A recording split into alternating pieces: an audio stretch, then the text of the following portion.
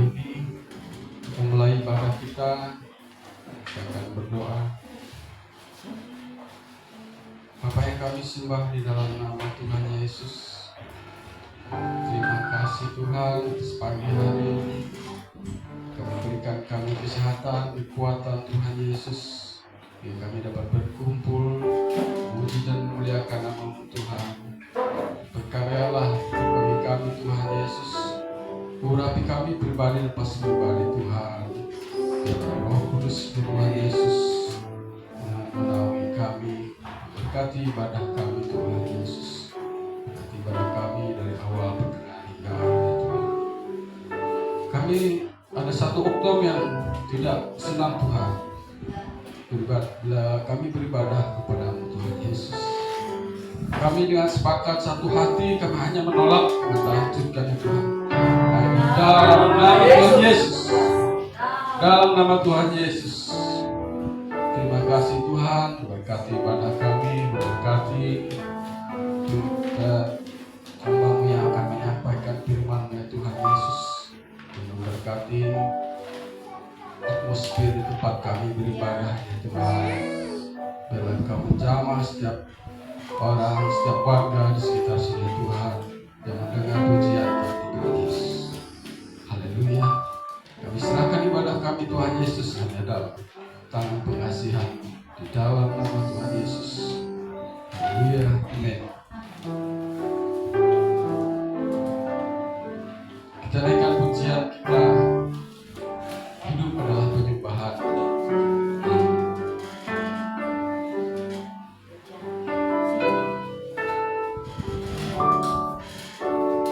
Pujian dan syukur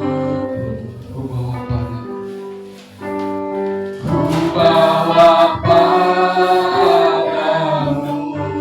dengan rendah hati. Ku persembahkan sampai Tuhan.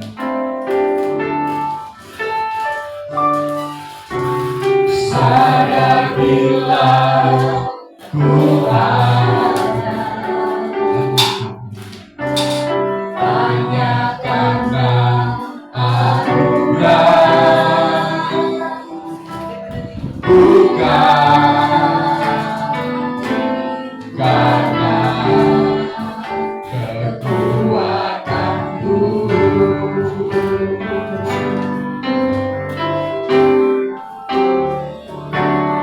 Bukan hidupku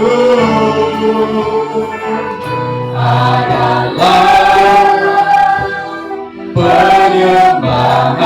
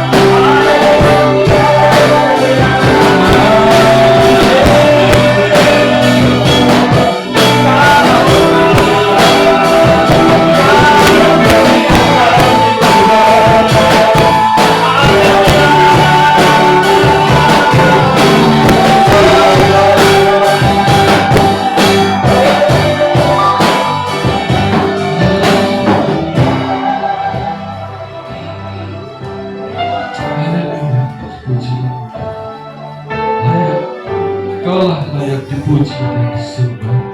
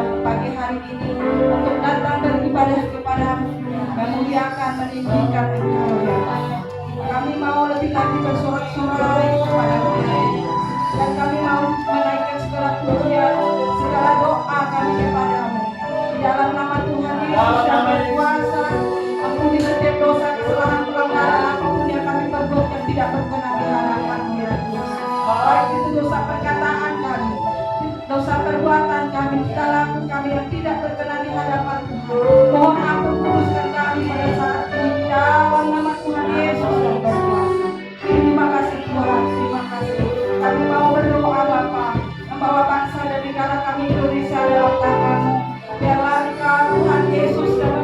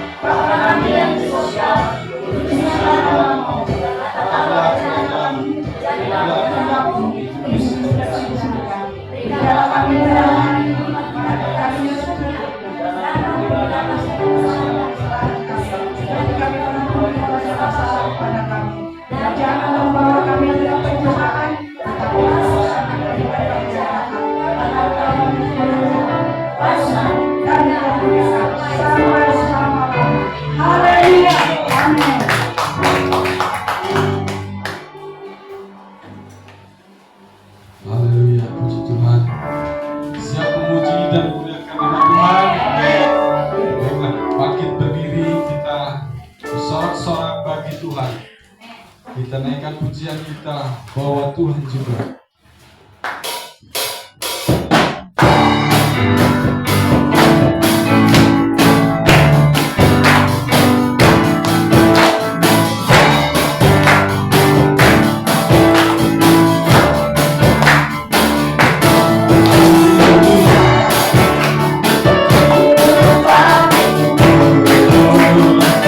Oh,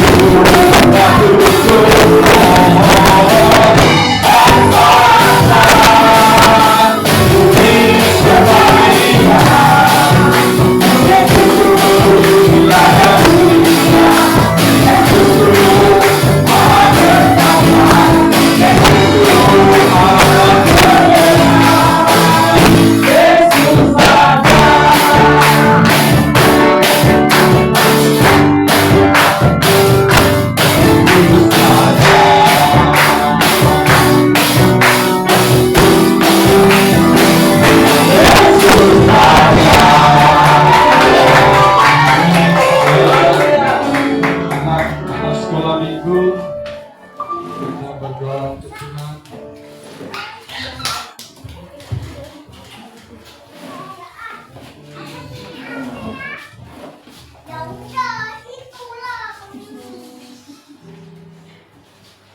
Sudah?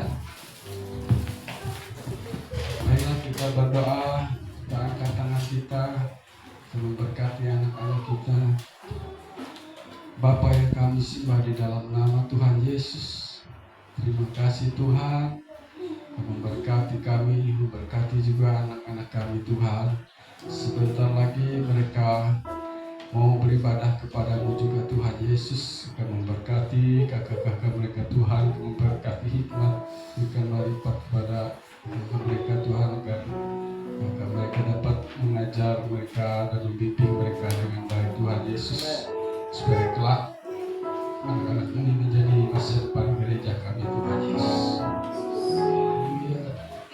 Berkati anak-anak ini Tuhan Yesus, berkati tumbuh kembangnya Tuhan Yesus, berkati hikmat melipat bagi mereka Tuhan, memberkati orang tua mereka yang mendidik mereka, mengajar mereka Tuhan Yesus. Terima kasih Bapa, kami serahkan ke dalam tangan pengasihan di dalam nama Tuhan Yesus. Haleluya. Amin. Kita akan mendengarkan firman Tuhan. Kita akan menonton visual kita. Walau burung tak berpindah dengan Tuhan Yesus.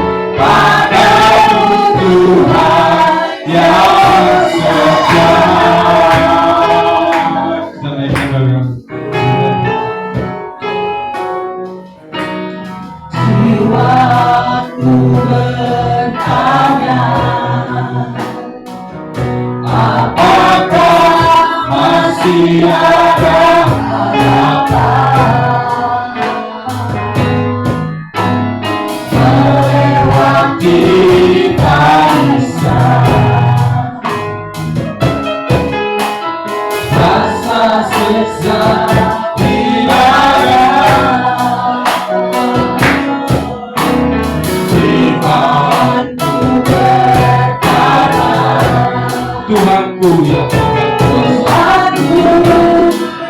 berkuasa, yang selalu bekerja, meski mataku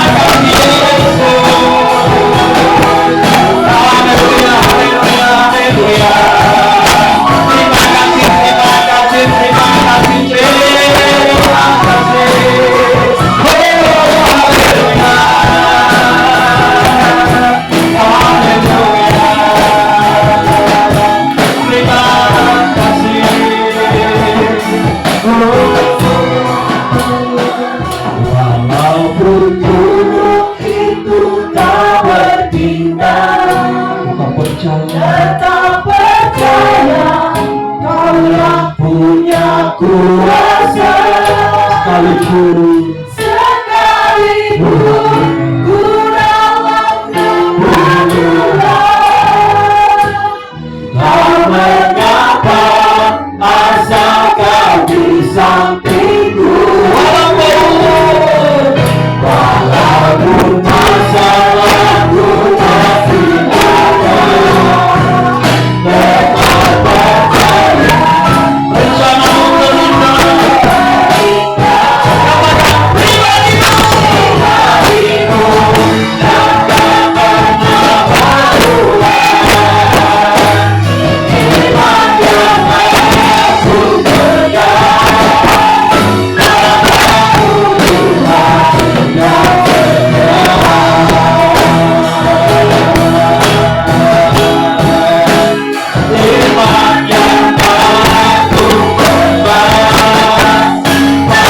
aku pegang padamu Tuhan yang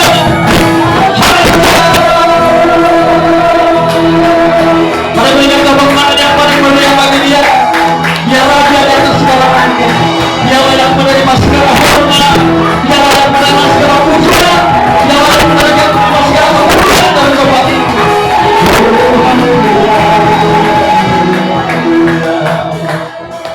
Terima kasih Tuhan, Engkau yang kami tinggikan di tempat ini Tuhan. Kami percaya pribadimu Engkau tidak pernah meninggalkan kami. Terima kasih Roh Kudus, terima kasih Tuhan Yesus. Kami berdoa, jamah setiap kami Tuhan. Lawanlah setiap pribadi kami siang hari ini Bapak. Mari Roh Kudus Engkau yang berurus dengan setiap pribadi kami hari ini. Terima kasih Tuhan Yesus. Terima kasih Roh Kudus, berfirmanlah Tuhan, berbicaralah Bapa, berkata-katalah. Kami buka hati kami, hidup kami lebar-lebar untuk kebenaran firman. Kami percaya firman-Mu, kebenaran-Mu yang merubah seluruh kehidupan kami. Terima kasih Tuhan Yesus.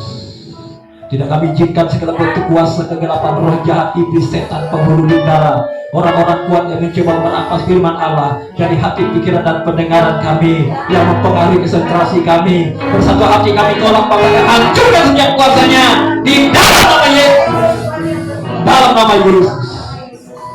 Terima kasih Roh Kudus, ini waktu-Mu bagi kami. Segala hormat, pujian, kemuliaan hanya bagi-Mu. Di dalam nama Tuhan Yesus Kristus, kami rindu dan kami siap mendengarkan kebenaran firman-Mu. Hamba merendahkan diri, nama Yesus Tuhan dipermuliakan. Di dalam nama Tuhan Yesus kami berdoa. Semua kita yang rindu mendengarkan firman Tuhan, sama-sama saya katakan amin. Berikan kemuliaan yang bagi Tuhan kita, silakan duduk. Tuhan Yesus memberkati kita, amin. Bapak Ibu saudara sekalian, minggu kemarin yang saya bersama dengan Pak Evangelis Limo kita pelayanan di Sandung Tambun, Bapak Ibu saudara sekalian, dan di pelayanan di sana juga butuh doa kita, dukungan kita supaya desa itu terus kita doakan. Kita dari tahun 2013 kita melayani di sana, dan kita percaya bahwa waktu Tuhan akan melawat jiwa-jiwa yang ada di desa itu. Amin. Makanya kita terus berdoa bagi saudara, bukan hanya jemaat misi kita doakan, tetapi juga kita berdoa untuk jemaat yang ada di sana. Di Tuhan Bapak Ibu, hari ini kita akan belajar bersama dari firman Tuhan. Saya diingatkan kembali tentang bagaimana gereja Tuhan. Saya memberikan judul khotbah saya hari ini tentang gereja adalah rumah rohani bagi kita. Amin. Gereja itu adalah rumah rohani bagi kita. Mari kita baca firman Tuhan bersama-sama, Bapak Ibu saudara sekalian. Gereja adalah rumah rohani bagi kita. Yang terambil dari Matius pasal 16, kita berbicara tentang gereja. Ya, gereja itu Allah sendiri yang membangun. Jadi gereja itu bukan ide manusia, bukan. Gereja itu adalah ide Allah sendiri. Allah yang membangun gerejanya. Matius 16 ayat 15 sampai 19.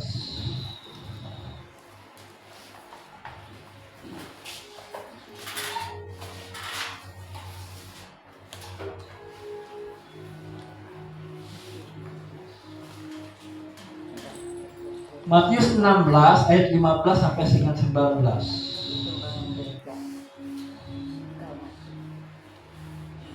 Kalau sudah, kita akan bacakan bersama-sama Matius 16 ayat 15 sampai 19. Demikian firman Tuhan.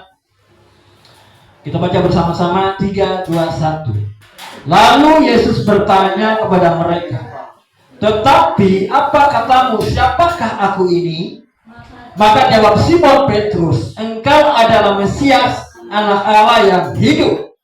Kata Yesus kepadanya, "Berbahagialah engkau Simon bin Yunus, sebab bukan manusia yang menyatakan itu kepadamu, melainkan Bapa-Ku yang di surga. Dan aku pun berkata kepadamu, engkau adalah Petrus, dan di atas batu karang ini aku akan mendirikan jemaatku, dan alam maut tidak akan menguasainya. Kepadamu akan kuberikan kunci kerajaan surga. Apa yang kau ikat di dunia ini akan terikat di surga, dan apa yang kau lepaskan di dunia ini akan terlepas di surga." Amin.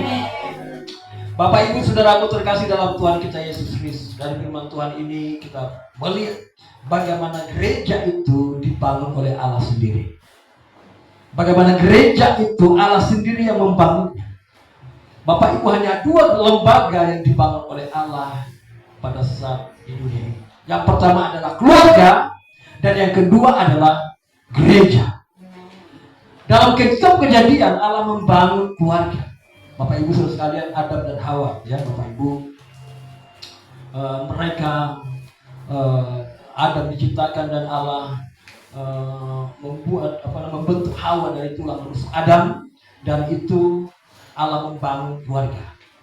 Lalu dari zaman perjanjian baru ini, ya Tuhan kita Yesus Kristus membangun. Dia datang ke dunia ini, yang dia bangun adalah gereja Tuhan. Amin. Jadi Bapak Ibu saudara sekalian, keluarga dan gereja adalah 2 hal yang hampir sama. Kalau sebab itu hari ini kita belajar bagaimana gereja Tuhan yang dibangun oleh Tuhan kita Yesus Kristus sendiri. Nah, saya berikan judul sekali lagi, gereja adalah rumah rohani bagi kita. Gereja itu adalah rumah rohani bagi kita. Seperti kita punya rumah, punya keluarga, demikian juga gereja. Nah, saya percaya Bapak Ibu sekalian, pada saat kita pergi mungkin dalam pekerjaan meninggalkan rumah kita, maka yang kita rindukan adalah pulang kembali ke rumah kita. Betul? Pasti. Saat kita mungkin sedang di luar dalam pekerjaan, tapi hamba-hamba Tuhan di rumah Tuhan di tempat ini, kan ada yang di luar, ada yang di Marte, di Jauh, ada yang di Puncak dalam pekerjaan dan lain sebagainya, ada sedang di luar dalam perjalanan. Semua pasti rindu pulang ke rumah. Nah, oleh sebab itu gereja adalah rumah rohani bagi kita. Tempat di situ ada kehangatan, ada kasih, ya, membangun satu dengan yang lain, memperhatikan satu dengan yang lain. Nah, oleh sebab itu Bapak Ibu saudara sekalian, sekali lagi gereja adalah rumah rohani bagi kita. Tempat di mana kita bersama-sama. Bapak Ibu saudara sekalian,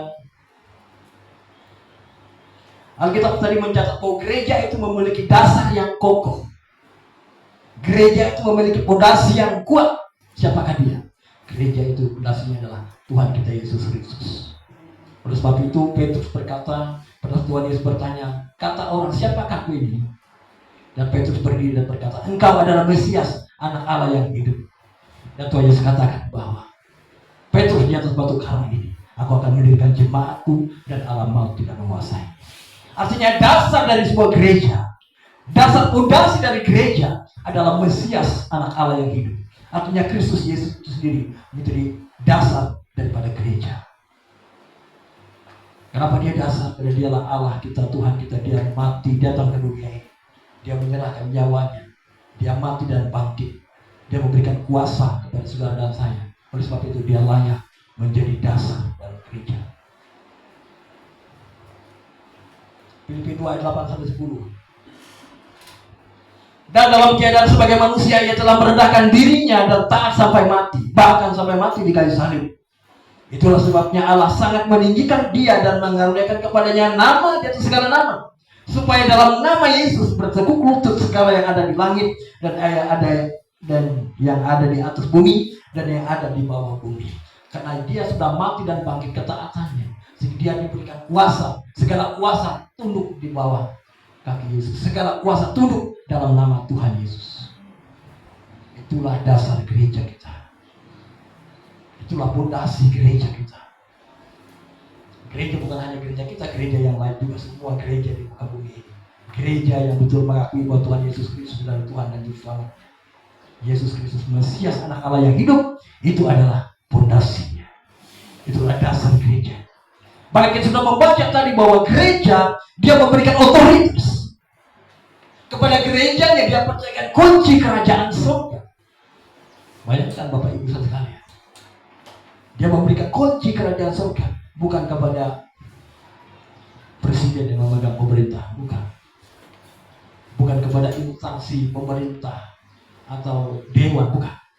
Dia memberikan kunci kerajaan surganya kepada gereja. Amin. Luar biasa Bapak Ibu. Dia memberikan kunci. Aku akan memberikan kunci kerajaan surga kepada gereja Tuhan.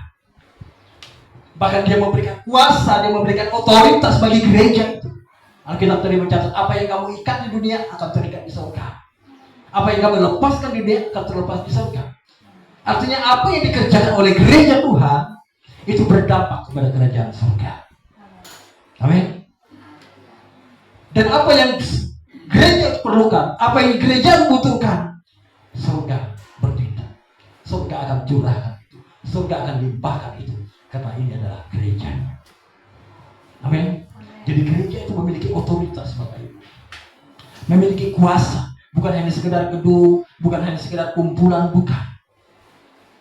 Gereja itu memiliki otoritas. Dia diberikan kunci kerajaan surga. Maka jawab Simon Petrus, engkau adalah Mesias, anak Allah yang hidup. Kata Yesus kepadanya, berbahagialah engkau Simon bin Yunus, sebab bukan manusia yang menyatakan itu kepadamu, melainkan Bapakku yang di surga. Artinya bahwa apa yang disampaikan oleh Petrus, apa yang diucapkan oleh Petrus, itu bukan lahir dari pemikiran Petrus. Itu bukan lahir dari hikmat Petrus, bukan. Tetapi hikmat yang dari surga, hikmat yang dari Allah, memberikan pengertian kepada Petrus sehingga Petrus berbicara, memperkatakan bahwa engkau adalah Mesias, anak Allah yang hidup. Jadi itu adalah perkataan Bapa. Amin. Perkataan Bapa di surga yang keluar dari mulut Petrus.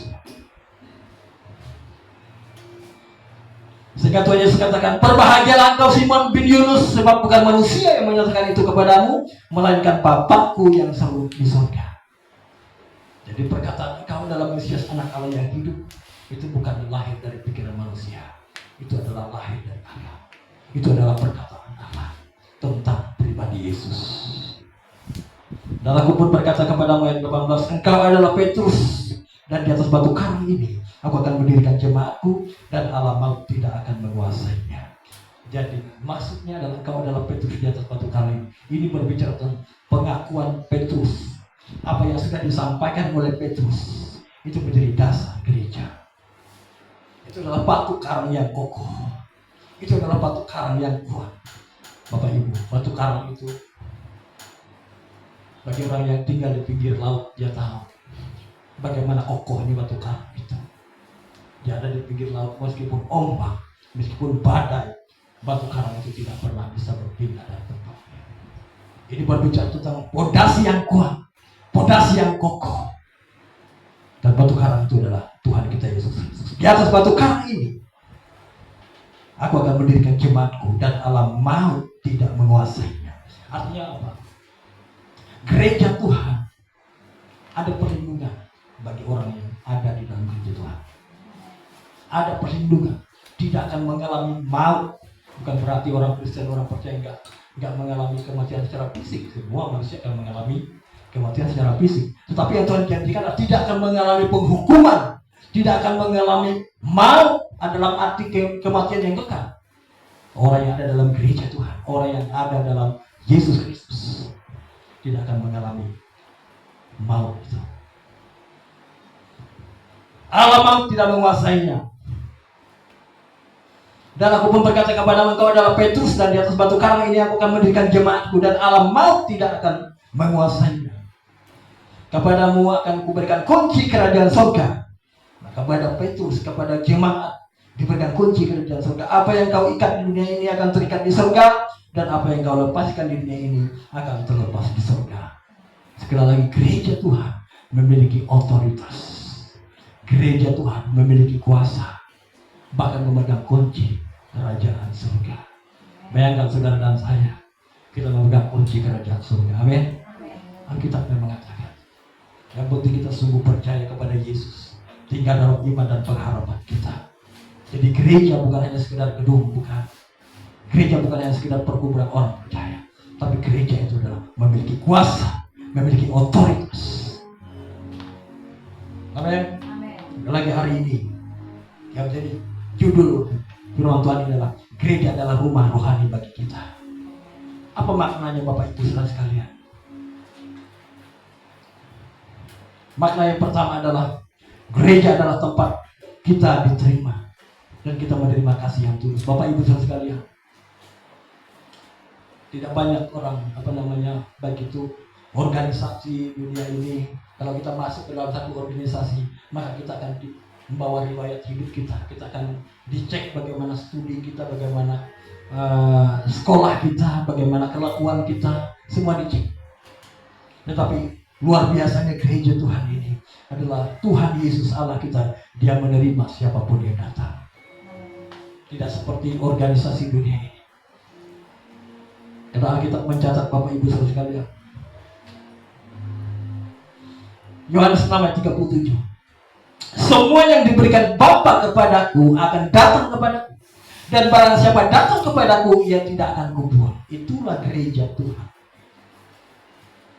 Oleh sebab itu, setiap orang dari suku manapun, dari bahasa manapun, dari golongan ekonomi apapun, apakah dia miskin atau kaya, bahkan orang yang berdosa sekalipun, dia boleh datang kepada Yesus.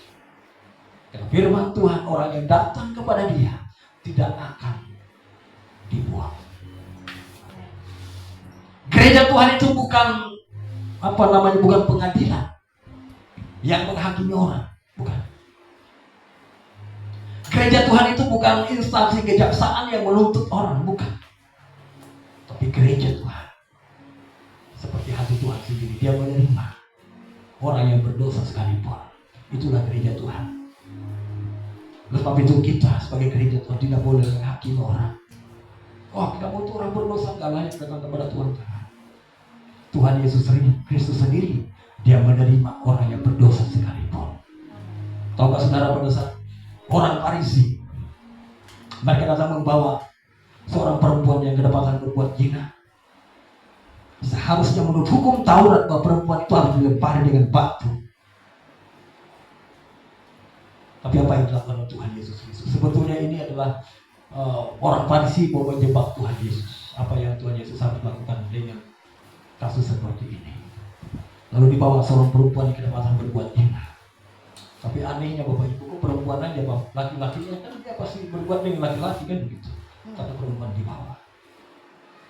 Ya, menurut hukum Taurat dia harus dilempar dengan batu. Mereka memperkatakan hal itu di hadapan Tuhan Yesus. Dan Tuhan Yesus katakan, siapa yang dari semua kita di tempat ini yang tidak berdosa, dia yang terlebih dulu melempari perempuan ini dengan batu.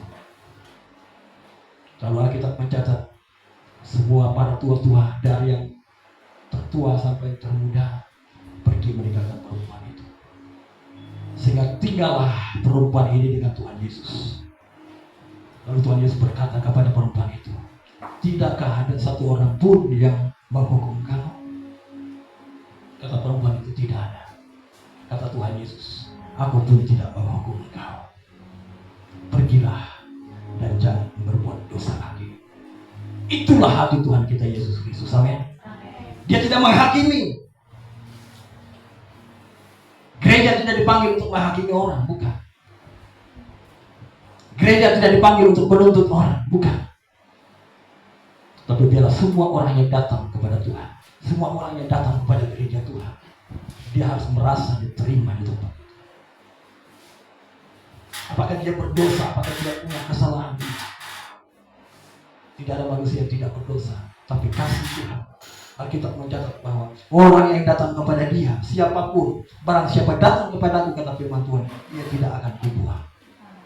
Jadi siapapun Bapak Ibu sekalian, mungkin orang bisa malu-malu datang kepada Tuhan. Aku tidak layak, aku orang berdosa, aku tidak layak bersama dengan kalian. Mari datang, bawa dia. Bawa dia ke tempat ini, bawa dia untuk beribadah bersama dengan kita. Karena Tuhan Yesus Kristus sendiri tidak membuang orang yang berdosa. Tidak ada. Adakah kita dari kita ini yang tidak berdosa? Tidak ada. Dan kita pun sebetulnya tidak layak. Kita bersyukur Bapak Ibu sekalian, kita diterima oleh Tuhan kita Yesus Kristus. Amin. Kita diterima. Tidak ada satupun yang datang kepada Dia yang akan dibuang, tidak. Tuhan Yesus menerima kita apa adanya. Sebab itu Bapak Ibu sekalian, bagian kita adalah biarlah setiap kita datang kepada Tuhan Yesus. Ajak saudara kita, teman kita, andai tolong kita atau siapapun, ajak untuk datang kepada Tuhan. Karena kita mencatat bahwa siapa yang datang kepada Dia tidak akan dibuang.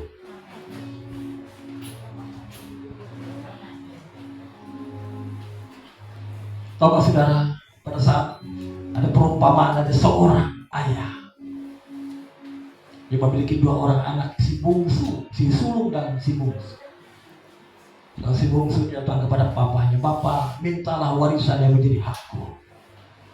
Lalu bapaknya yang baik itu memberikan warisan itu, dan dia jual warisan menjadi bagian dia, dan dia pergi ke tempat yang jauh. Dia berfoya-foya menghabiskan segala harta dan kekayaan. Lalu timbullah kelaparan di negeri itu, dan dia bekerja menjadi penjaga babi di padang. Bahkan dia kepada yang punya pekerjaan itu, dia meminta makanannya dari bagian dari makanan babi itu pun tidak diberikan kepada dia. Lalu dia teringat kepada rumah bapaknya yang kaya raya. Dia boleh makan apa saja, dia boleh minum apa saja, dia boleh pakai pakaian bagaimana saja. Yang terbaik sudah ada dimiliki oleh bapaknya. Tetapi dia di luar sana, dia mengalami miskin, dia mengalami penderitaan yang begitu luar biasa. Tetapi dia teringat, aku harus pulang ke rumah bapakku. Tahukah saudara, pada saat dia kembali pulang ke rumah bapaknya, pada saat dia melihat dari jauh, bapaknya berlari mendatangi dia dan memberikan dia baju yang terbaik, sepatu yang terbaik, cincin dikenakan pada jarinya. Artinya apa? Bapak itu adalah Bapak yang menanti kita, Bapak yang penuh dengan kasih. Demikian juga gereja Tuhan. Tuhan tidak menolak seorang pun yang datang kepada Dia. Demikian juga gereja Tuhan. Kita harus menerima siapapun yang datang kepada Tuhan Yesus Kristus. Yang penting dia di gereja itu dia mau rendah hati. Yang penting di gereja itu dia mau hidupnya diubahkan, tidak tinggal dalam dosa lagi. Tuhan Yesus mengasihi orang berdosa, tetapi benci dengan dosa. Benci dengan dosa, tetapi dia mengasihi orang berdosa. Amin. Sebab siapapun yang datang kepada Yesus dalam keadaan apapun kepadanya, baik itu dalam kehidupan dosa, datanglah kepada Tuhan Yesus Kristus. Maka dia, Alkitab mencatat, orang yang datang kepada Dia tidak akan pernah ditolak. Orang yang datang kepada Aku, kata firman Tuhan, tidak akan pernah kubuang. Artinya siapapun yang datang kepada Yesus, Tuhan Yesus menerima kita apa adanya. Yang penting kalau kita mencatat dalam 1 Yohanes 1:9, jika kau mengaku dosamu, maka Dia yang setia dan adil akan mengampuni kamu dan menjadikan kamu dari segala kejahatan. Kita buka dulu 1 Yohanes 1:9. Jika kita mengaku dosa kita, maka Ia adalah setia dan adil, sehingga Ia akan mengampuni segala dosa kita dan menyucikan kita dari segala kejahatan. Saat kita datang kepada gereja Tuhan dengan rendah hati, kita minta ampun dengan Tuhan, dilayani secara pribadi di gereja di mana kita bersama-sama, kita didoakan di sana, hidup kita dipulihkan, kita diajarkan kebenaran firman Tuhan, kita dilayani secara pribadi, ya, kita sudah didoakan. Dan kita mencatat, jika kita mengaku dosa kita, maka Dia adalah setia dan adil, sehingga Ia akan mengampuni segala dosa kita dan menyucikan kita dari segala kejahatan. Jadi kuncinya adalah datang kepada Tuhan, meminta ampun kepada Tuhan. Maka kita akan diampuni oleh Tuhan kita Yesus Kristus. Amin. Jadi gereja itu menjadi tempat di di mana setiap manusia dalam keadaan apapun dia merasa diterima. Jangan gereja menjadi hakim, jangan gereja menuntut seperti jaksa yang menuntut. Tapi gereja adalah di mana seseorang menemukan kasih yang kekal itu. Gereja ada di mana setiap jiwa menerima, setiap jiwa mengalami hidupnya diterima oleh Tuhan kita Yesus Kristus, diterima oleh Allah, diterima oleh Yesus Allah. Bapak Ibu, kalau ada orang merasa dirinya minder, seperti ada jarak untuk datang kepada Tuhan. Saya ini orang berdosa, saya ini gak kudus seperti kalian. Kita perlu datang kepada Dia, kita perlu berdoa bersama-sama dengan Dia supaya Dia datang kepada Tuhan dengan sungguh-sungguh. Jadi hal yang pertama Bapak Ibu sekalian, gereja sebagai rumah rohani, dia harus menjadi tempat di mana dia merasa diterima. Jadi gereja sebagai rumah rohani, tempat di mana dia menerima kasih yang tulus. Dia merasa diterima di sana. Itulah gereja Tuhan Bapak Ibu sekalian. Itu bukan hakim, bukan sebuah pengadilan yang menghakimi orang. Kamu tidak pantas ke sini, kamu tidak pantas masuk gereja, kamu kurang berdosa. Bukan. Gereja tidak melakukan. Gereja harus berjalan dalam isi hati Tuhan. Bukankah gereja ini adalah perwakilan Tuhan di tengah dunia ini? Gereja harus mewakilkan kasih Kristus. Gereja harus hadir memancarkan kasih Kristus kepada banyak orang. Seperti kita sampaikan tadi, ayat firman Tuhan, gereja tidak menghukum perempuan yang berdosa. Bahkan seperti Bapak yang tadi anaknya meninggalkan dia tidak menolak anaknya jika anaknya kembali.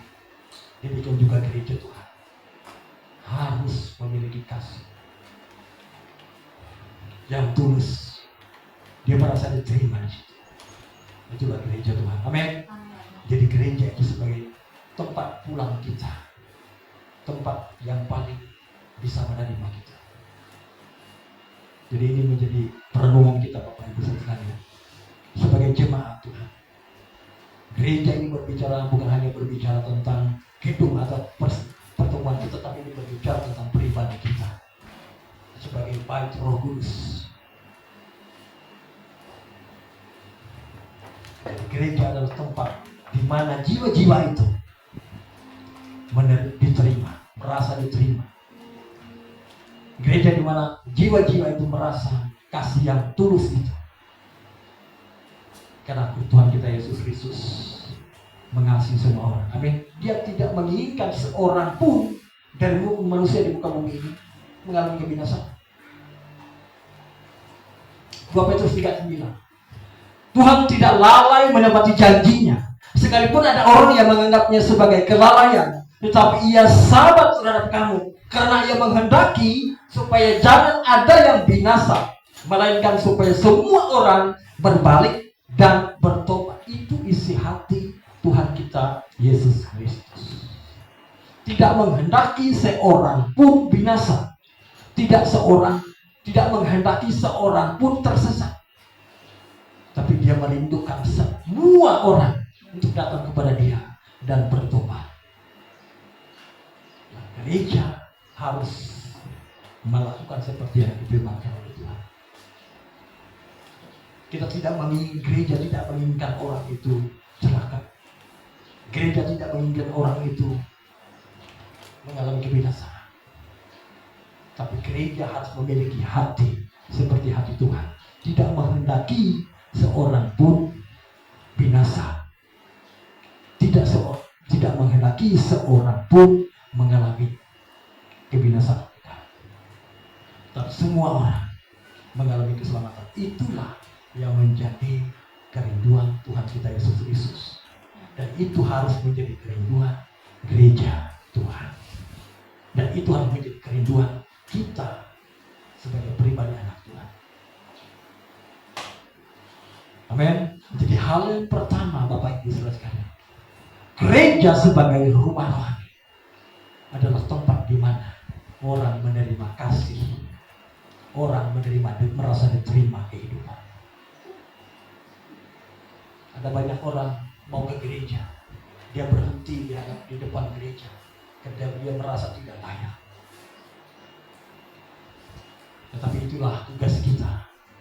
Siapapun yang kita layani, jiwa-jiwa yang kita layani, kita harus sampaikan bahwa Tuhan kita Yesus Kristus tidak menginginkan seorang pun binasa. Tuhan Yesus menginginkan adalah dia datang kepada dia, bertobat, dan hidupnya dipulihkan. Itu yang menjadi kerinduan Tuhan. Dan itulah juga yang menjadi kerinduan gereja di mana kita melayani. Gereja tidak boleh berjalan sendiri. Gereja tidak boleh punya visi sendiri. Tapi gereja harus berjalan dalam isi hati Tuhan. Gereja harus berjalan dalam visi Tuhan. Gereja harus bergerak untuk melakukan apa yang menjadi kerinduan Tuhan di tengah dunia ini. Apa? Melayani jiwa-jiwa. Mengasihi jiwa-jiwa. Itulah yang harus kita lakukan sebagai gereja Tuhan. Jadi gereja itu harus tempat di mana jiwa-jiwa itu merasa diterima. Kita tidak boleh menghakimi. Kalau dia datang dalam segala keberadaannya berdosa, kita duduk berdoa bersama dengan dia. Layani dia secara pribadi supaya dia mengalami kehidupan yang dipulihkan. Siapapun datang, kita tidak boleh menolak. Karena Tuhan Yesus juga tidak menolak. Tuhan Yesus saja menerima. Amin. Jadi hal yang pertama Bapak Ibu Saudara, gereja sebagai rumah rohani, dia jiwa-jiwa itu harus merasa diterima. Seperti Tuhan Yesus menerima siapa saja yang datang kepada dia. Menerima di sini bukan berarti kita kompromi dengan dosa. Menerima dia di sini bukan berarti kita sepakat dengan dosa yang dia lakukan. Kita menerima keberadaannya. Kita doakan, kita bimbing, kita tuntun dia untuk hidup dalam kebenaran. Saat dia menerima Roh Kudus, maka kehidupannya juga akan dipulihkan. Saat Roh Kudus ada dalam hatinya, maka Roh Kudus itu akan memperbaharui pikiran, memperbaharui kehidupan, sehingga dia tidak lagi hidup dalam dosa lagi. Itulah tugas kita sebagai gereja Tuhan. Amin. Gereja harus tempat yang nyaman bagi setiap jiwa.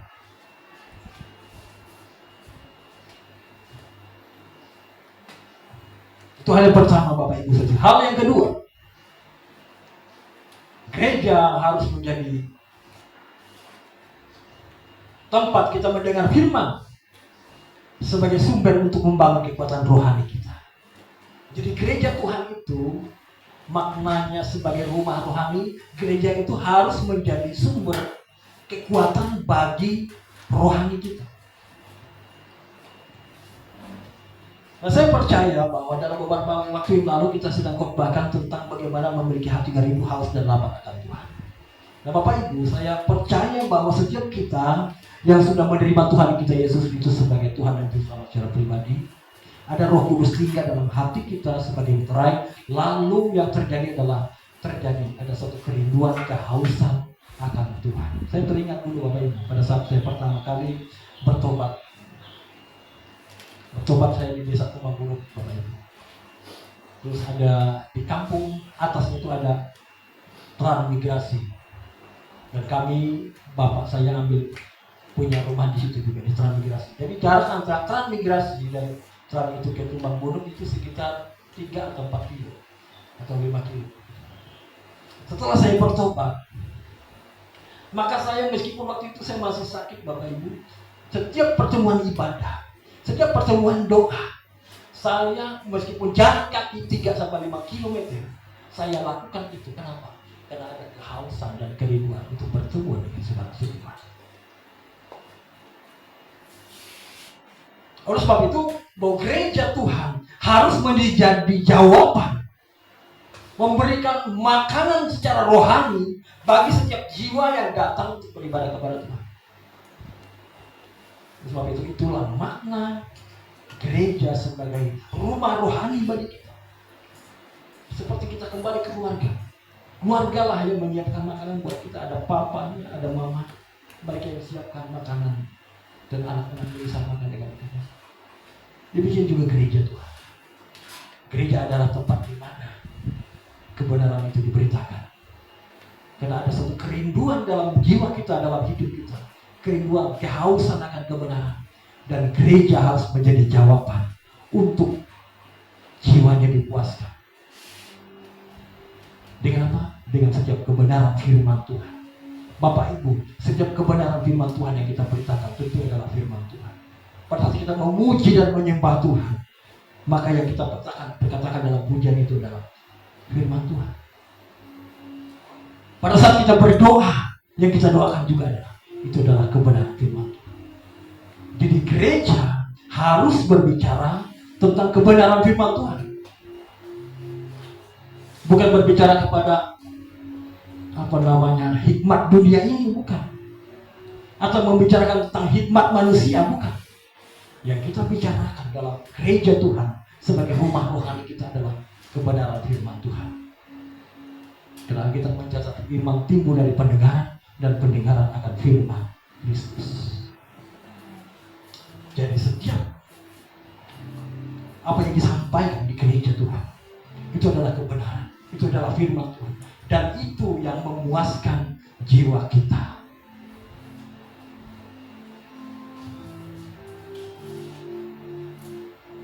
Pertanyaannya, Pak, saya nggak perlu datang ke gereja, Pak, saya bisa memuji Tuhan, menyembah Tuhan sendiri di rumah. Ya bisa demikian, harus juga melakukan itu, persekutuan pribadi kita dengan Tuhan.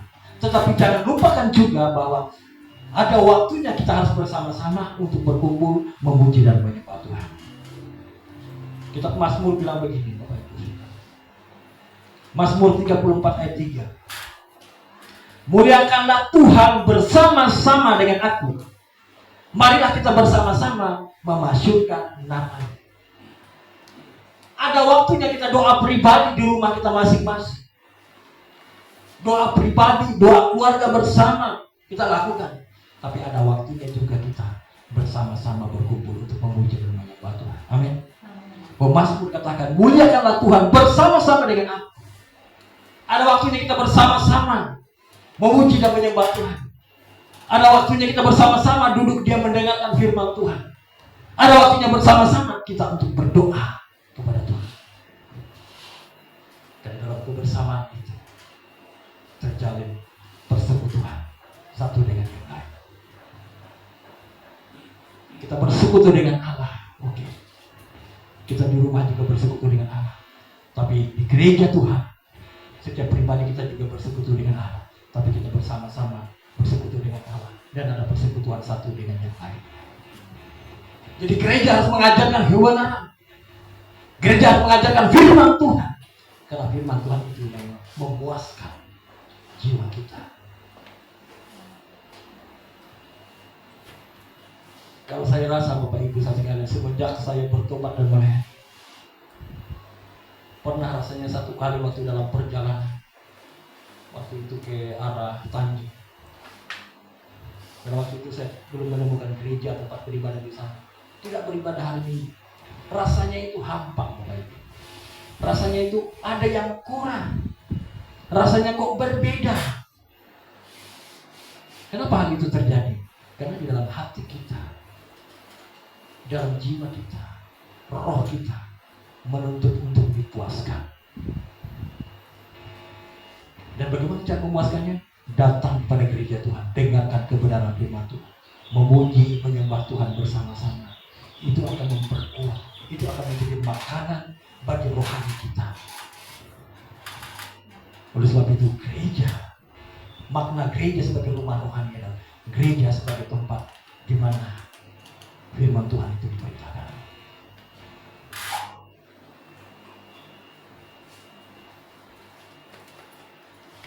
Amin. Jadi gereja adalah tempat di mana kita menerima kebenaran, menguatkan satu dengan yang lain. Gereja itu sebagai tempat keluarga, saling memperhatikan satu dengan yang lain. Saya percaya bahwa dalam satu keluarga kita, tentu kita akan memperhatikan istri kita, tentu kita akan memperhatikan anak-anak kita, ya kan? Demikian juga dalam gereja Tuhan. kita harus saling memperhatikan satu dengan yang lain.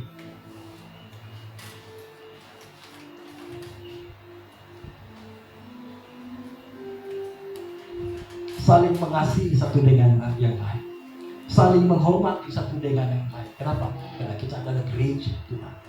Kita adalah satu keluarga. Efesus 2 ayat 19. Demikianlah kamu bukan lagi orang asing dan pendatang, melainkan kawan sebarga dari orang-orang kudus dan anggota-anggota keluarga Allah. Jadi dalam gereja Tuhan, saudara dan saya jemaat Tuhan, kita ini adalah semua satu keluarga. Yang mana kalau satu keluarga tentu saling mendoakan satu dengan yang lain. Saya percaya kita mendoakan anak-anak kita. Dan anak-anak kita juga saling mendoakan satu dengan yang lain. Itulah keluarga. Demikian juga gereja Tuhan. Bukan orang asing. Kalau orang asing itu kan namanya orang asing dari luar negeri, kita tidak tahu. Tiba-tiba ada lalu kita komunikasi pun susah. Itu orang asing. Tetapi gereja, kamu bukan orang asing dan pendatang, melainkan kawan sewarga dari orang-orang kudus dan anggota-anggota keluarga Allah. Kita ini adalah anggota keluarga Allah. Amin. Kalau kita anggota keluarga, berarti kita wajib saling mengasihi satu dengan yang lain. Sebagai anggota keluarga Allah, kita wajib saling menghormati satu dengan yang lain, saling menguatkan iman satu dengan yang lain, saling mendorong supaya semakin bertumbuh dalam pengenalan akan Tuhan, saling menguatkan untuk terus melayani Tuhan satu dengan yang lain. Itulah dia sebagai keluarga. Saya percaya kita sebagai saudara, tentu kita merindukan saudara kita juga maju. Tentu kita merindukan saudara kita juga bertumbuh. Demikian juga keluarga Allah, anggota keluarga Allah. Demikian kamu bukan lagi orang asing dan pendatang, melainkan kawan sewarga dari orang-orang kudus dan anggota-anggota keluarga Allah. Jadi di gereja Tuhan sebagai rumah rohani bagi kita, saudara dan saya, kita adalah satu keluarga. Amin. Adik kakak satu dengan yang lain, itulah keluarga Allah. Jadi gereja adalah harus menjadi tempat di mana jiwa-jiwa jemaat Tuhan mendengar kebenaran firman Tuhan. Dari gereja itu diberitakan firman Tuhan, baik itu melalui pemberitaan firman seperti ini, baik itu melalui pujian dan penyembahan kita, baik itu melalui kesaksian kita atau pujian yang kita bawa dalam kesaksian kita, bahkan dari setiap doa-doa yang kita naikkan, semua kita sedang memperkatakan kebenaran firman Tuhan. Dan itulah yang memberikan makanan bagi rohani kita.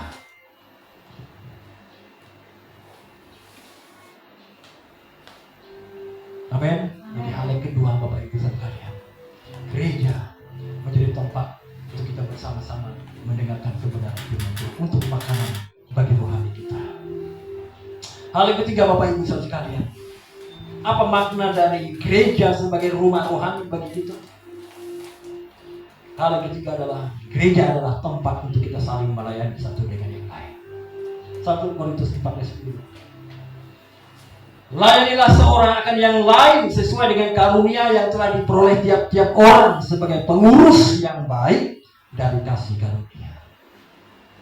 Saudara semua, kita ini adalah pengurus yang baik dari kasih karunia Tuhan. Layanilah seorang akan yang lain sesuai dengan karunia yang diperoleh tiap-tiap orang. Bapak Ibu, setiap kita diberikan karunia oleh Tuhan. Setiap kita diberikan talenta oleh Tuhan untuk melayani dalam gereja.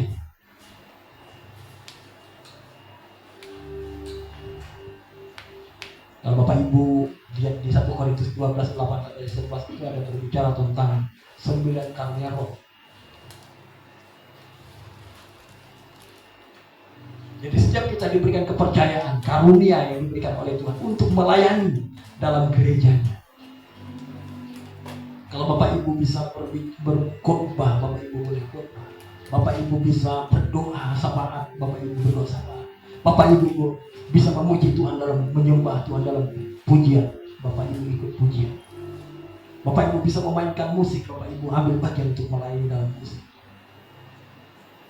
Semua itu adalah supaya kita saling melayani satu dengan yang lain, saling melengkapi satu dengan yang lain. Dengan kita berkata, kok saya nggak seperti dia Tuhan, jangan. Tapi biarlah setiap kita berjalan, mengerjakan, melakukan apa yang Tuhan percayakan bagi kita. Itu adalah dalam rangka kita saling melayani satu dengan yang lain. Jadi hal yang ketiga, gereja sebagai rumah rohani. Gereja adalah tempat untuk kita saling melayani satu dengan yang lain.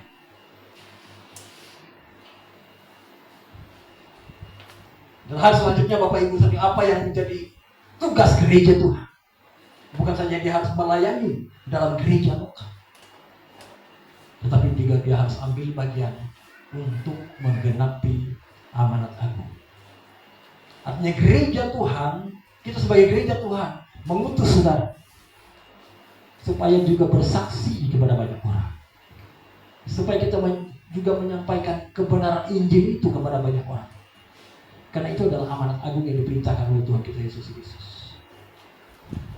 Dalam Matius 28 bilang begini, Yesus mendekati mereka dan berkata, kepadaku telah diberikan segala kuasa di surga dan di bumi.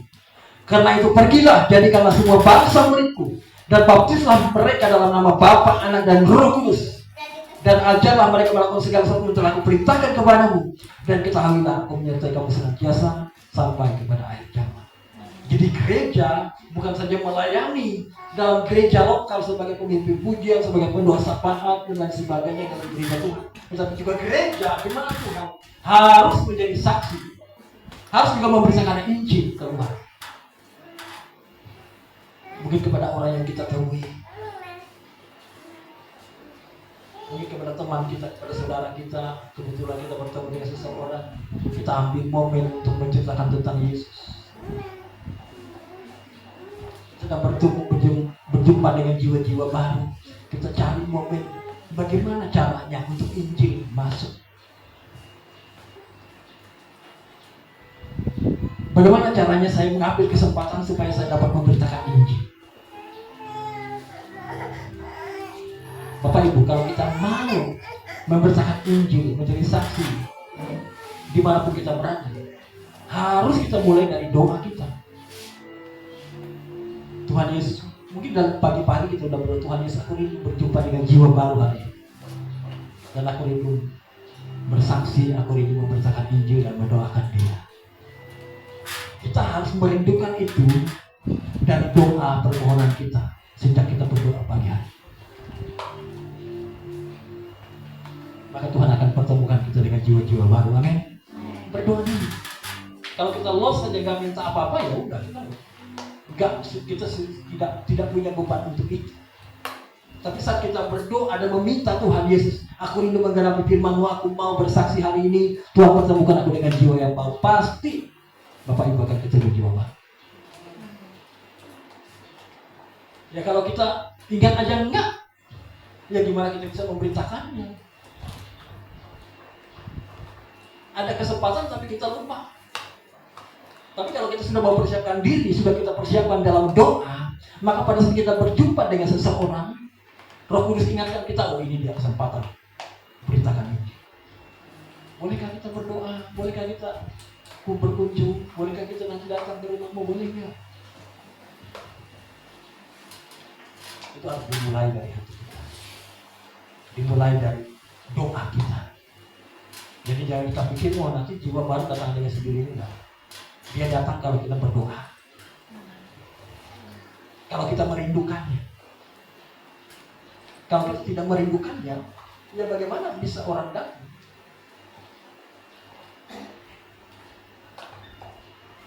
Jadi kita mulai, kalau kita mau rindu ambil bagian untuk melayani Tuhan, memberitakan Injil, supaya banyak orang datang kepada Tuhan, supaya penuh tempat dengan jiwa-jiwa, maka harus dimulai dari kerinduan hati kita, dari doa kita. Sehingga pada saat kita berjumpa dengan jiwa baru, Roh Kudus mengingatkan kita untuk kesempatan kita untuk memberitakan Injil.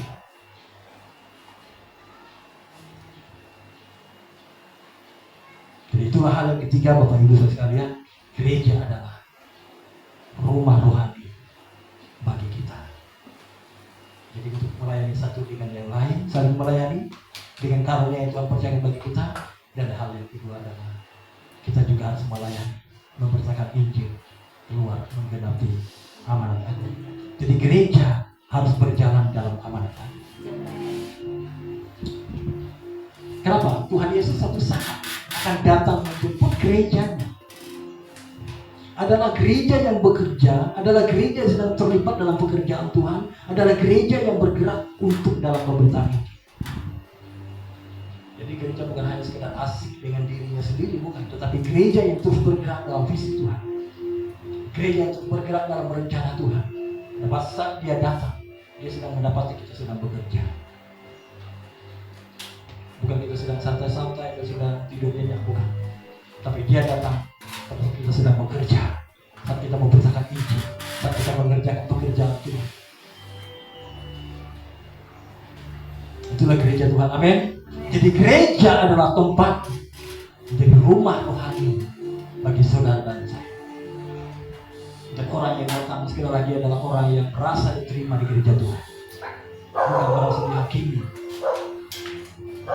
Itu hal yang pertama. Hal yang kedua, gereja harus memberitakan firman sebagai makanan rohani bagi jiwa kita. Dan hal yang ketiga, gereja adalah tempat di mana kita saling melayani satu dengan yang lain. Dan juga gereja adalah tempat di mana kita diutus untuk memberitakan Injil supaya lebih banyak lagi orang yang diselamatkan. Satu ayat terakhir Bapak Ibu sekalian. Efesus 5 ayat 25 sampai 27.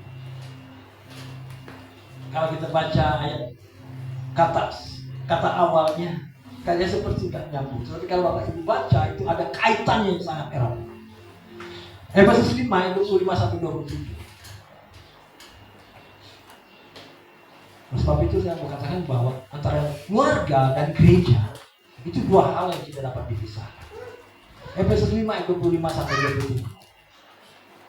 Kita baca bersama-sama. Hai suami, kasihilah istrimu sebagaimana Kristus telah mengasihi jemaat dan telah menyerahkan dirinya baginya untuk menguduskannya sesudah ia menyucikannya dengan memandikannya dengan air dan firman, supaya dengan demikian ia menempatkan jemaat di hadapan dirinya dengan cemerlang, tanpa cacat atau keruk atau yang serupa itu, tetapi supaya jemaat kudus dan tidak bercela. Amin. Itulah kerinduan Tuhan terhadap gerejanya. Kita datang ke gereja Tuhan diterima oleh Tuhan. Karena firman Tuhan tidak ada satupun yang datang kepada dia tolak. Lalu di gereja Tuhanlah kita dibentuk. Lalu di gereja Tuhanlah kita dinasihati. Lalu di gereja Tuhanlah ada firman yang menguatkan kita, yang menegur kita, yang membentuk kita, yang menjadikan kita semakin hari semakin dewasa dalam iman dan pengharapan kita. Lalu gerejalah yang mengutus kita untuk kita juga pergi memberitakan Injil.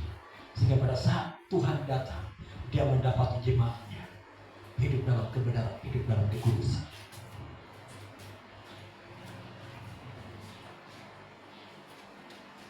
Untuk menguduskannya, sesudah itu ia menyucikannya dengan memandikannya dengan air dan firman, supaya dengan demikian ia menempatkan jemaat di hadapan dirinya dengan cemerlang, tanpa cacat atau keruk atau yang serupa itu, tetapi supaya jemaat kudus dan tidak bercela. Dia akan datang menjemput saudara dan saya. Amin. Kita sudah dikuduskan, kita sudah diampuni, kita ambil bagian melayani Tuhan. Ya, kita bertumbuh dalam pengenalan akan Tuhan. Kita sebagai keluarga satu dengan yang lain. Dan kita hidup dalam gereja Tuhan seperti itu. Maka pada saat dia datang, dia akan menjemput orang-orang kudusnya, yaitu jemaat Tuhan. Amin. Jadi gereja Tuhan harus menjadi tempat rohani, rumah rohani bagi kita. Kemanapun mungkin kita dalam perjalanan keluar, tentu kita akan merindukan rumah kita. Demikian juga gereja di mana kita melayani. Gereja ini adalah tempat. Gereja ini adalah menjadi rumah rohani bagi kita. Demikian firman Tuhan hari ini. Tuhan Yesus berkati. Mari kita berdoa.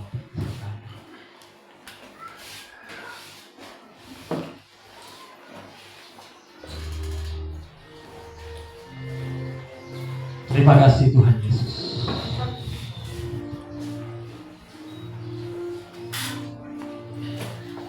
Kami mengucap syukur ya Bapa. Siang hari ini Kau berfirman. Kami percaya gerejamu adalah wakilmu di tengah dunia ini. Gereja menjadi rumah rohani bagi kami. Gereja di mana tempat kami diterima seperti Tuhan Yesus Kristus menerima orang yang berbuat dosa sekalipun. Tidak menghakimi, tidak menghukum, tetapi Dia merindukan supaya semua orang yang datang kepada Dia, datang kepada gereja Tuhan, hidupnya dipulihkan. Terima kasih Tuhan Yesus bawa kami gereja untuk berjalan sesuai dengan apa yang menjadi isi hati Tuhan. Untuk kami tidak bertindak sesuai dengan keinginan manusia, tapi kami melangkah sesuai dengan isi hati Tuhan. Sehingga banyak lagi jiwa-jiwa yang diselamatkan, banyak lagi jiwa yang dipulihkan, banyak jiwa yang mengalami Kristus Yesus. Dan kami percaya dalam gereja-Mu. Kami diajar, kami dididik oleh kebenaran firman. Kami dinasihati, kami dibentuk, kami diajar untuk kami menjadi pribadi yang dewasa. Biarlah sebagai gereja Tuhan, kami adalah keluarga satu dengan yang lain, saling mengasihi satu dengan yang lain, saling menghormati satu dengan yang lain, saling mendoakan satu dengan yang lain, saling menguatkan, meneguhkan iman satu dengan yang lain. Terima kasih Tuhan Yesus. Dan di dalam gereja-Mu, tempat di mana kami saling melayani satu dengan yang lain, sesuai dengan karunia talenta yang Tuhan berikan, Tuhan percayakan kepada kami. Dan kami berdoa juga Tuhan Yesus, kami percaya Tuhan pakai kami jemaat-Mu untuk kami juga menjadi saksi, ambil bagian dalam amanat agung untuk memberitakan Injil, supaya lebih banyak lagi orang yang diselamatkan. Dan biarlah kau mendapati jemaat-Mu, gereja-Mu, bagi seluruh Tuhan, ada jemaat yang kudus, jemaat yang berkenan di hati Tuhan, jemaat yang saling mengasihi satu dengan yang lain. Terima kasih Bapa untuk kebenaran firman-Mu hari ini. Tuhan memberkati gereja-Mu bagi seluruh Tuhan, Tuhan. Dan kami mau gereja berjalan seturut dan sesuai dengan firman-Mu. Terima kasih Bapa, terpujilah Engkau Allah kami kekal selamanya. Dalam nama Tuhan Yesus Kristus kami berdoa. Haleluya. Amin. Amin.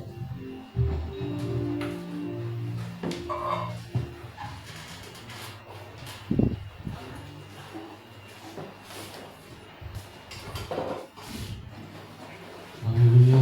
Terima kasih atas kebenaran firman Tuhan yang disampaikan oleh Ibu.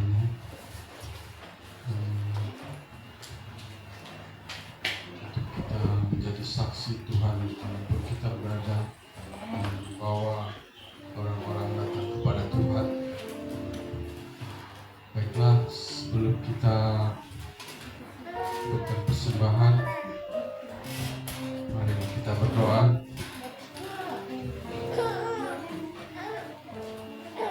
Bapa yang kami sembah di dalam nama Tuhan Yesus, terima kasih Tuhan atas apa yang Tuhan sampaikan kepada kami dan menjadi terang oleh berita bagi hati kami Tuhan Yesus.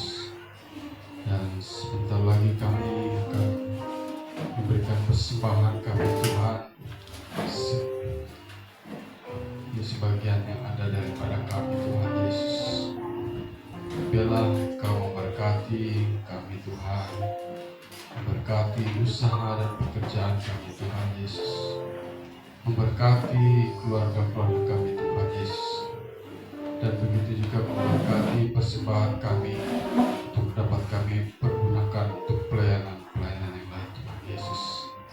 Terima kasih Tuhan, Kau Allah kami, Raja kami, Allah kami yang Kudus, Raja di atas segala raja. Terima kasih Tuhan untuk hari ini. Kami menyerahkan ke dalam tangan pengasihan di dalam nama Tuhan Yesus. Haleluya. Amin. Kita naikkan pujian kita. Kita berdangdut ria. Haleluya.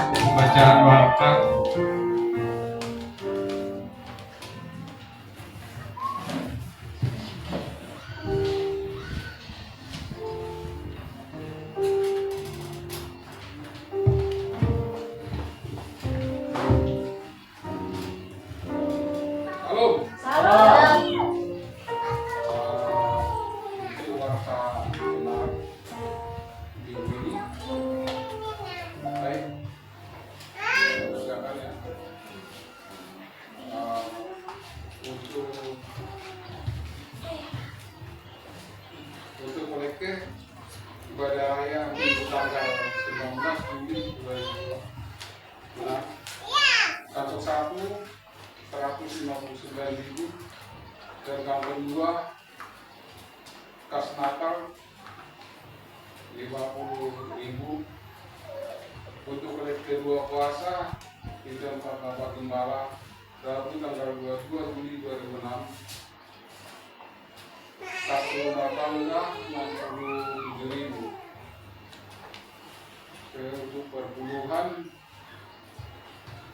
minggu ini tanggal 19 Juli 2026, keluarga Bapak Eli Aradi Badika Sambung Satu Tabung, jemaat ini dari Satu Tabung, keluarga Bapak Mantau, saudara Yeskiel Taberu, pengeluaran kas jemaat jadi Romokson 1.80.000, beli bunga hias buat altar 187.700.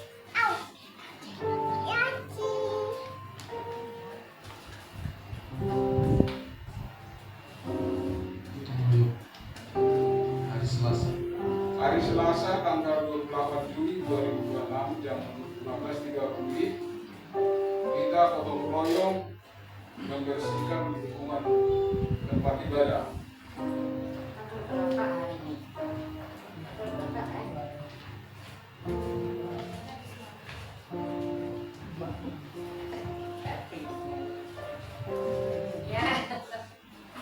Tanggal berapa? Untuk Sabtu tanggal 2 Tanggal berapa? tanggal 2 Oh ya. tanggal 2 Agustus ibadah jam 10 pagi di gereja. Untuk jadwal kegiatan sepanjang minggu ini, hari Selasa menara doa jam 14 sampai selesai. Hari Rabu doa puasa jam 18 sampai selesai. Hari Jumat persekutuan doa jam 16 sampai selesai. Hari Sabtu latihan tutup ibadah minggu. Untuk pokok-pokok doa minggu ini, doakan Palangkaraya, Kalimantan Tengah supaya terjadi pemulihan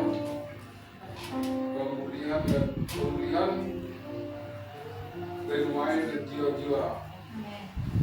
Doakan gereja kita Kaligas Membutuai dan Bapak Gembala, bekerja dan seluruhnya jemaat. Doakan untuk tanah dan gedung gereja tempat kita beribadah. Marilah kita saling mendoakan satu dengan yang lain. Terima kasih kepada wartawan untuk ini. Kalau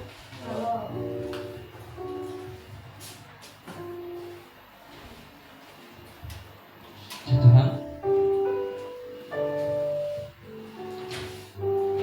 mana lagi?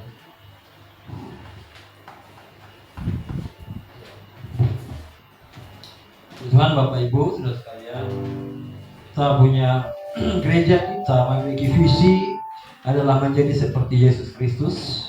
Ya, visi gereja kita, Bapak Ibu sekalian, dan misi yang harus kita kerjakan adalah memberitakan kabar keselamatan kepada segala bangsa, yaitu Matius 28 tadi yang kita paparkan tadi, yang menjadi orang percaya, menjadi murid Kristus, dan memperlengkapi orang percaya untuk pekerjaan pelayanan bagi pembangunan tubuh Kristus. Jadi gereja kita memiliki visi dan juga misi. Ya, misi itu adalah apa yang kita lakukan untuk sampai kepada visi itu. Dan juga selanjutnya Bapak Ibu sekalian, jangan lupa hari Selasa tanggal 28 Juli 2026 jam 15.30 kita gotong royong di tempat ini, kita bersihkan halaman tempat kita beribadah ini. Ya, jangan lupa itu tanggal berapa? 28 Juli, hari Selasa 28 Juli 2026 jam 15.30. Bapak Ibu yang memberikan waktunya, khusus juga anak-anak muda ini. Udah pulang sekolah nggak itu ya? Ya usahakan ya bagi bapak-bapak yang bisa. Tuhan. Dan juga hari Sabtu ini kita akan mengadakan ibadah Yud ya. Ibadah tanggal 2 Agustus ya, tanggal 2 Agustus seperti kita kemarin ya. Ada rapat dan sejenak di tempat ini, jadi tanggal 2 Agustus 2026 jam 10 pagi hari Sabtu di tempat ini kita mengadakan ibadah pemuda di tempat ini. Jadi Bapak Ibu, anak-anak muda bawa teman-temannya ya untuk datang beribadah bersama di tempat ini ya. Sabtu tanggal berapa? Tanggal 2 Agustus jam 10 pagi di tempat ini. Amin. Bawa teman-temannya, anak-anak muda, kalian adalah generasi muda Barigas Gunung Pelayan di tempat ini. Jadi biarlah generasi muda juga bergerak dalam pelayanan ini. Ya Tuhan, mari kita bangkit berdiri, Bapak Ibu sekalian, kami menuju bersama.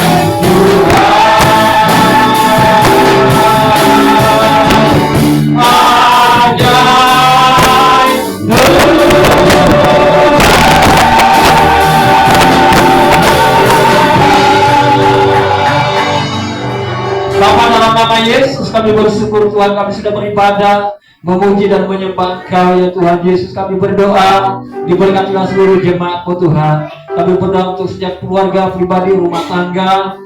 Kami diberkati oleh Tuhan dalam nama Tuhan Yesus. Diberkatilah anak-anak kami Tuhan dalam pendidikan masa depan mereka. Diberkatilah oleh Tuhan dalam nama Yesus. Demikian juga secara khusus dalam usaha pekerjaan jemaat-Mu. Kami bawa ke dalam tangan-Mu Bapa dalam nama Tuhan Yesus. Kami percaya Kau yang membuka tingkap-tingkap langit dicurahkan atas kehidupan keluarga, rumah tangga, usaha dan pekerjaan kami. Diberkatilah Tuhan pekerjaan hamba-hamba-Mu, baik yang menjual sembako Tuhan, jual air minum, jual mobil, jual jasa, pegawai negeri, guru, pegawai swasta. Dalam nama Tuhan Yesus, apapun usaha pekerjaan yang kami kerjakan, diberkati oleh Tuhan di dalam nama Tuhan Yesus. Diberkati oleh Tuhan dalam nama Tuhan Yesus. Apapun usaha pekerjaan kami dibuat berhasil di dalam nama Tuhan Yesus. Terima kasih Tuhan, diberkatilah seluruh jemaat-Mu Tuhan, baik itu pribadi, keluarga, rumah tangga, dan juga orang-orang tua kami, jemaat Tuhan yang tidak bisa hadir bersama-sama dengan kami, baik itu dalam pekerjaan, dalam pelayanan, dalam tugas. Tuhan memberkati. Kami berdoa Tuhan untuk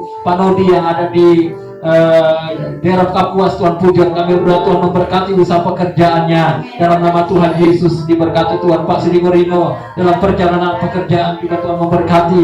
Tuhan buat berlimpah-limpah apa yang dikerjakan, Tuhan berhasil dalam nama Yesus. Pak Yusuf juga Tuhan memberkati apa yang sedang dikerjakannya Tuhan. Bahkan juga seluruh jemaat, apapun yang sedang dikerjakan diberkati Tuhan dengan berlimpah-limpah. Terima kasih Tuhan Yesus, biarlah hati yang rindu haus lapar akan Engkau Tuhan ada atas jemaat-Mu Barigas Gunung Pelayan. Kami berdoa berkatilah ke gereja-Mu, baik itu dari anak-anak sekolah minggu, pemuda, remaja, orang-orang tua. Hidup berkati Tuhan dengan luar biasa dalam nama Yesus. Kami juga berdoa untuk tanggal 2 Agustus kami mengadakan ibadah perdana anak muda di tempat ini Tuhan. Kami berdoa dari yang anak muda yang ada ini Tuhan. Dalam nama Tuhan Yesus kuasa Roh Kudus-Mu bekerja. Oh Tuhan Yesus bekerja dalam kehidupan jemaat anak-anak muda ini untuk menjangkau teman-temannya, menjangkau anak-anak muda supaya datang beribadah kepada Engkau Tuhan. Ke negeri pemuda ini adalah generasi yang Tuhan pakai untuk memenangkan jiwa di kota Palangkaraya, Kalimantan Tengah ini. Terima kasih Tuhan, diberkatilah anak-anak muda ini, berkatilah ibadah yang dilaksanakan pertama kali dalam nama Tuhan Yesus. Biarlah Tuhan menjamah siapapun yang kami ajak, kami bawa untuk datang beribadah menyembah Engkau dalam gereja-Mu. Terima kasih Tuhan, kami bersyukur Tuhan. Jika sebentar kami pulang kembali ke rumah kami masing-masing, biarlah kasih Tuhan menyertai kami. Kami juga berdoa untuk pokok-pokok doa yang tertulis dalam kertas-kertas ini, semua diberkati oleh Tuhan. Terobosan besar terjadi, apa yang kami rindukan itu terjadi dalam nama Tuhan Yesus. Baik dalam keluarga, rumah tangga, usaha pekerjaan dan pelayanan kami, semua diberkati oleh Tuhan. Terima kasih Bapak dalam nama Yesus. Mari Bapak Ibu, kita angkat tangan kita terima berkat daripada Tuhan. Berkat anugerah kasih karunia damai dan sejahtera, berkat Abraham, Ishak, Yakub mengalir melimpah atas hidup kita. Diberkatilah kita di ladang, diberkatilah kita di kota, diberkatilah segala usaha pekerjaan dan pelayanan kita, diberkatilah anak-anak kita, studi anak-anak kita, lubung-lubung kita diberkati di dalam nama Bapa, Anak dan Roh Kudus. Dalam nama Tuhan Yesus kami berdoa, kami bersyukur dan kami percaya. Haleluya. Bapa, terima kasih. Bapa, terima kasih.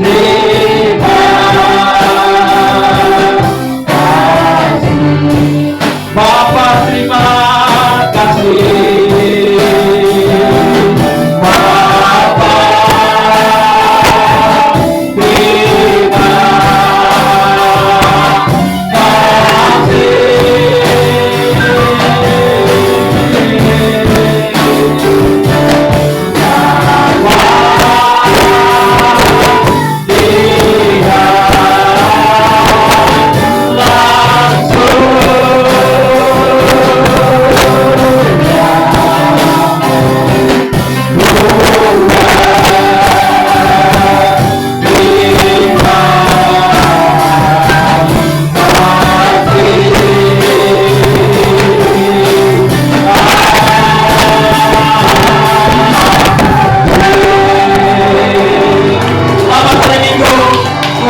memberkati kita semua.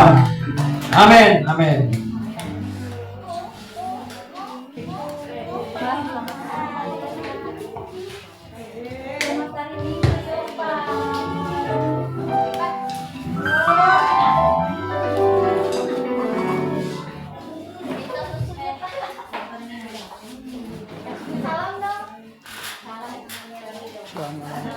Bapak kemana nih?